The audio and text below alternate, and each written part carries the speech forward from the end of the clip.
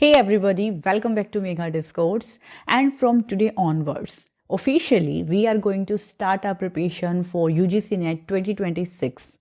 And I hope we will work together with full consistency and discipline to crack the exam and get success.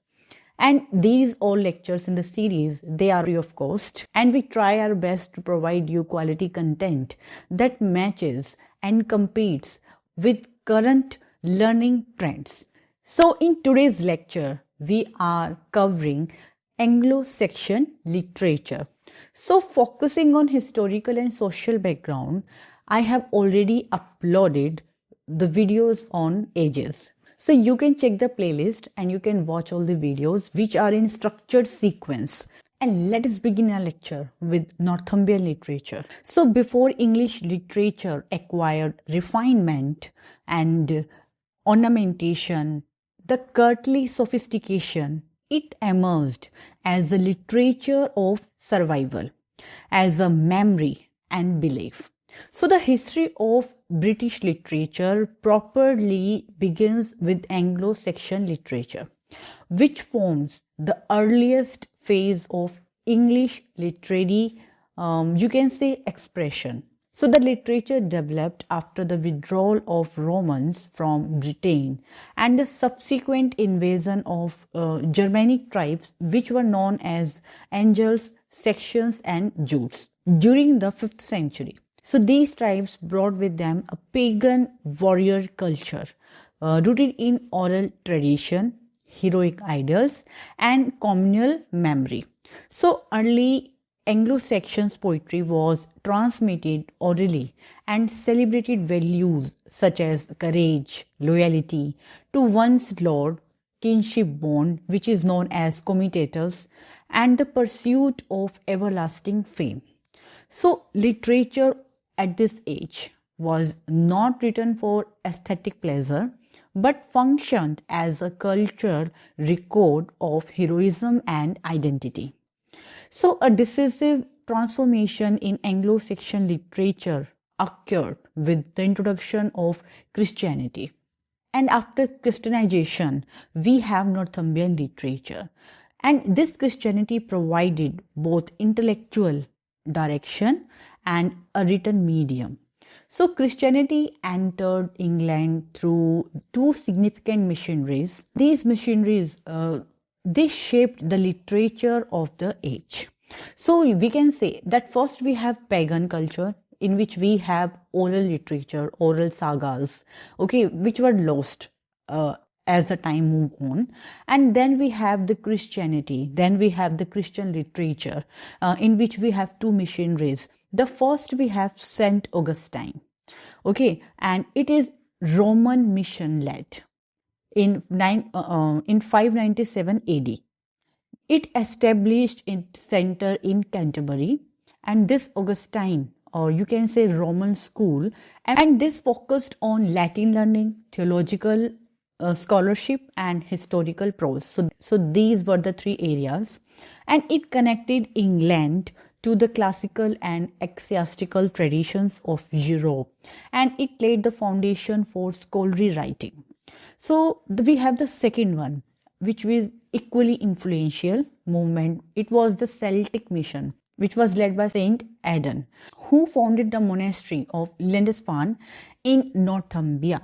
And unlike another schools, this Aidan school focused on preaching Christianity in the vernacular and educating common people.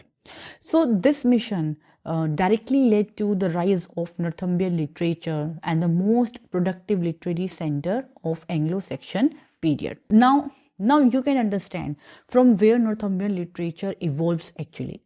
It flourished during the 7th and 18th century, and it is often regarded as the golden age of Anglo-Saxon learning. That's why it is important. So the monasteries of Lindisfarne, Wearmouth and Jarrow, they are the name of monasteries placed. They became center of education, manuscript production and literary activity. So what distinguished Northumbrian literature in its synthesis of Christian theology with the heroic ethos of Germanic past? So instead of rejecting the warrior spirit Christian poets reshaped it to serve religious ideals, portraying Christ as a heroic savior and saint as spiritual warriors. This fusion allowed Anglo-Saxon literature to evolve organically rather than through abrupt culture rupture. So the language of Anglo-Saxon literature was Old English, and it is highly inflected Germanic language, and it marked by a strong stress pattern and a predominantly, you can say, native vocabulary. So there is a stress pattern and native vocabulary. Just keep two things in this mind. And so far as the poetic form is concerned, it highly relied on alliteration rather than rhyme. It was structured in form of caesura. You can say that we have a stressed syllable divided by a medial pause. And one of the most distinctive stylistic feature of Old English poetry is the use of canons. That is important one. And you can say the compound metaphorical expression. For example, for a sea, they used railroad. For a king, they used ring giver. So these canons reflect the imaginative and symbolic mode of Anglo-Saxon thought, which transformed everyday's object into vivid poetic images. So the theme of Old English literature consistently revolving around fate, and you can say wyrd, W-Y-R-D. So this is the fate in their language, or loyalty, exile, and transience of life, and the tension between pagan heroism and Christian faith. So the literature is divided between pagan and Christian, and pagan literature was on the oral mode, like oral sagas, oral tales, and Christian, we can find the written work as well. Now, so far as the literary greatness of Anglo-Saxon period is concerned, so it is embodied in a small yet profoundly influential group of writers whose work shaped the intellectual and poetic foundations of English literature. And among these, the most distinguished scholar of the age is Venerable Bede. He was widely regarded as the first great scholar of learning of England. Why so? Let's look at this factor.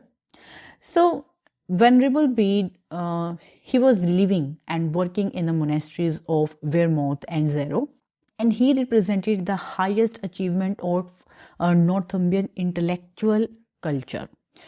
He was writing almost entirely in Latin language, exclusively in Latin language. He produced an astonishing range of works like biblical commentaries and theological treatises, scientific text on chronology and astronomy, and he has hagiographies and historical narratives. His most celebrated work is Ecclesiastical History of English People, which is not only the earliest comprehensive history of England, but it is the masterpiece of historical method and combining careful documentation with moral interpretation. And through this work, he recorded the conversion of Anglo-Saxon to Christianity, and he preserved invaluable information about early English kings, church leaders, and their cultures. So his scholarly scrutiny, use of sources, and the intellectual backbone of Anglo-Saxon learning. And Venerable Bede importance lies not merely in what he wrote, but in the scholarly tradition he inaugurated and linked English thought with the broader European Christian world. Like his last work, the translation of Gospel of John, it was his last work, but it lost. And he also says that the Anglo-Saxon age is the age of graduality. And he was in the view that miracles were in men's minds, not in the faith, but it is in the man's mind. That's why he is known as the scholar of learning. The next majestic writer we have Caedmon. You can say he was recognized as the first English poet, and he is known as the Anglo-Saxon Milton. As we all know that in Milton Paradise Lost, he has expressed the fall of man. The Caedmon, in his work Paraphrases, he explained the creation of God, the creation of this world. That's why he is known as the Anglo-Saxon Milton. Like, look at these lines. Here first the eternal Father, God of all, of heaven and hell. He raises deep the firmament. So, a similar sound can be found in Paradise Lost. That's why he resembles Milton. So Caedmon was an unlearned herdsman who miraculously acquired the gift of poetry through divine inspiration. And his poetry marks the beginning of religious verse in English vernacular, and the only surviving portion of his work is known as the Caedmon hymns. It is short yet monumental composition that praises God as the creator of heaven and earth. Although simple in diction and structure, the hymn is historically significant because it demonstrates how Christian theology was adapted to the traditional alliterative form of Old English poetry. So Caedmon's contribution lies in transforming oral heroic words into a vehicle of Christian teaching, and that's why he lays the foundation for vernacular religious literature. Okay, so this is all about our Caedmon. Then we have a more complex and artistically self-conscious poet of Anglo-Saxon period, and he is none other than Cynewulf. And he occupies a unique position in Old English literature due to his deliberate assertion of authorship. So unlike most Anglo-Saxon poets whose identities remain anonymous, Cynewulf he signed his poems using runes. So runes, the ancient Germanic alphabet which was carved out in poem, and they are embedded within the poetic text, and it can be deciphered to spell his name, making Cynewulf the only Old English poet whose identity can be established with certainty. So the practice of runic signing represents a remarkable moment in literary history, and it signifies the emergence of individual poetic consciousness in a largely communal and anonymous tradition. So look at the example of runic. Instead of writing like Cynewulf wrote this poem, the poet embedded runes in text like a riddle. You can see this is the example from the poem Aidan, and runes appear in scattered across lines, and each rune has symbolic meaning.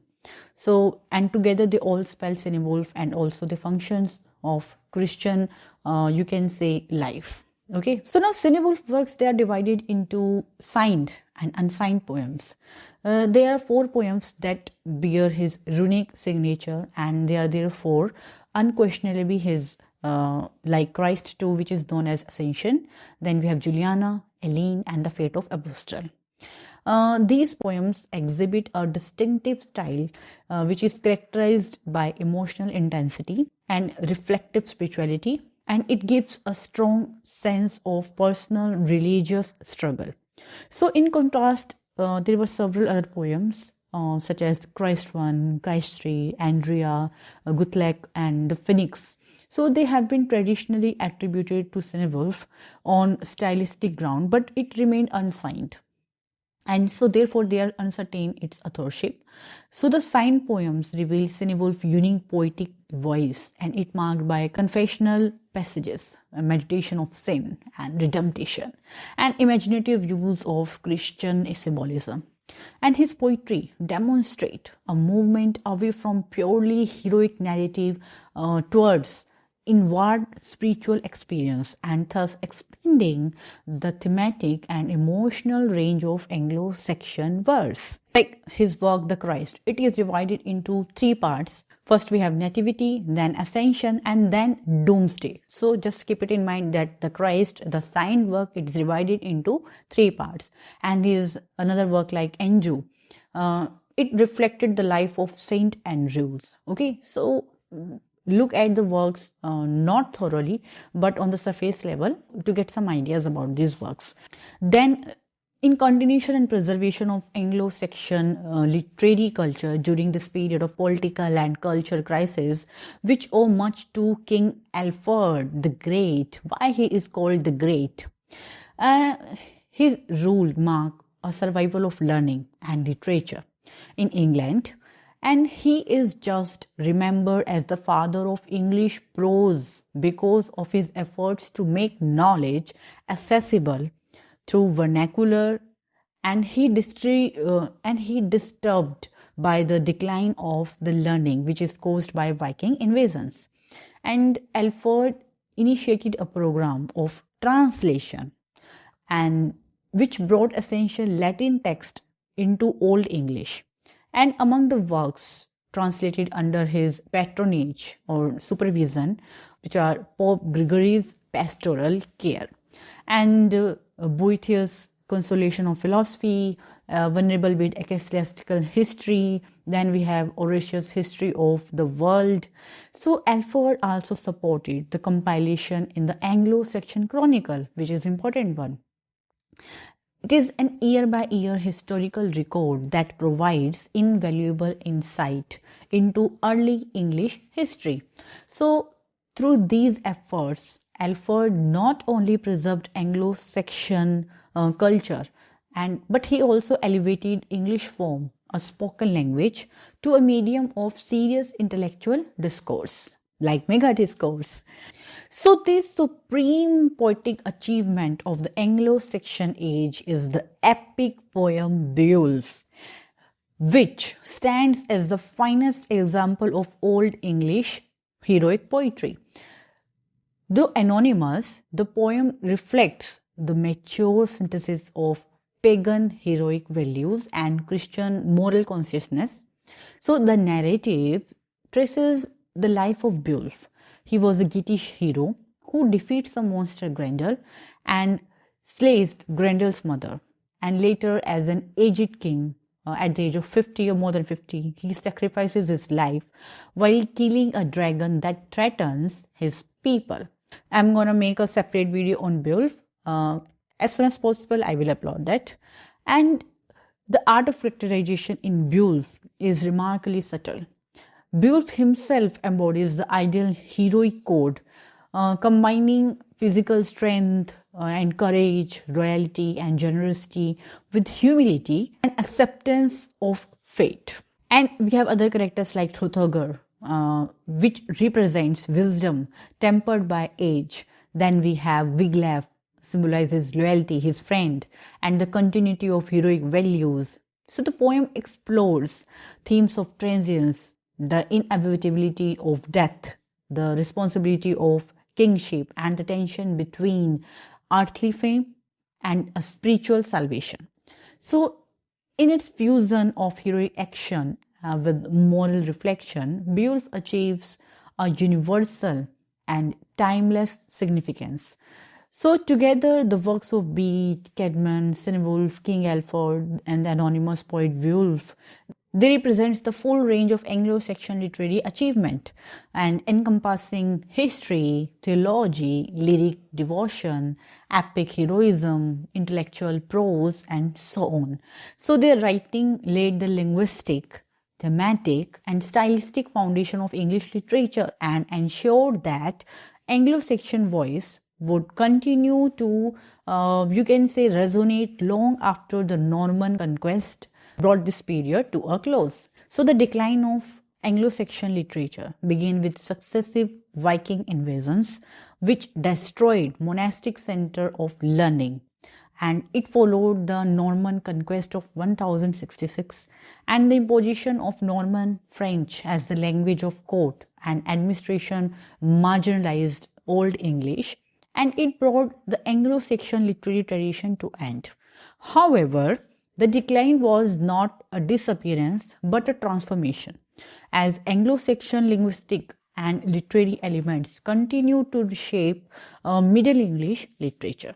So in conclusion, Anglo-Saxon literature constitutes the foundation upon which the entire edifice of English literature is built. It established the English language as a literary medium, and it introduced enduring themes of heroism and faith, and it created stylistic convention that continue to influence the English writing.